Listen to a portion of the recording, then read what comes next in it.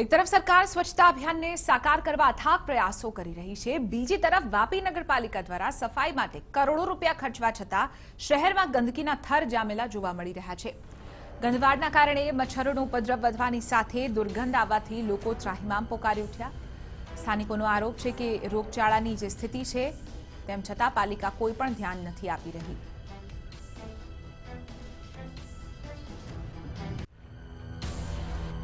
ખાલી ટ્રેક્ટર જે કચરો હોય છે ઈ જ લઈ જાય છે, બાકી કોઈ કચરો રસ્તામાં હોય છે ઉપાડતા નથી ને વાળવા બી નથી આવતા એ લોકો।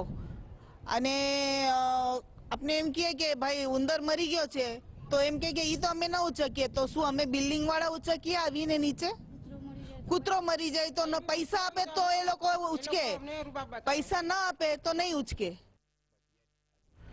ઉલ્લેખનીય છે કે વાપી નગરપાલિકાએ સફાઈ માટે પહેલા 4 કરોડનો કોન્ટ્રાક્ટ આપ્યો હતો, પરંતુ આ બજેટમાં વધારો કરીને 6.68 કરોડ રૂપિયા કરવામાં આવ્યા। બજેટના 50%થી વધારે નાણાં પાલિકા સફાઈ માટે ખર્ચે છે, તેમ છતાં માત્ર અમુક જ માર્ગો ઉપર જ સફાઈ થઈ રહી છે, જ્યારે અન્ય સ્થળોએ અસ્વચ્છતા જોવા મળી રહી છે। છતાં પાલિકાના સેનેટરી ઇન્સ્પેક્ટર સફાઈ થતી હોવાનું ગાણું ગાઈ રહ્યા છે। વાપી નગરપાલિકામાં હાલે 16/12થી નવો કોન્ટ્રાક્ટ લાગેલો છે, સંસ્થા કોર્પોરેશન બેંગ્લોરનો લાગેલો છે, જેઓ દ્વારા ડોર ટુ ડોર કલેક્શન તેમાં સૂકો કચરો ભીનો કચરો અલગ અલગ લેવાનું કલેક્શન કરવાનું તથા તમામ વિસ્તારમાં ઝાડુ સફાઈ કરવાનું કામગીરી કરવામાં આવે છે। જેઓનો ખર્ચ વાર્ષિક ખર્ચ કોન્ટ્રાક્ટનો વાર્ષિક ખર્ચ 6 કરોડ 68 લાખ જેટલો થાય તેમ છે।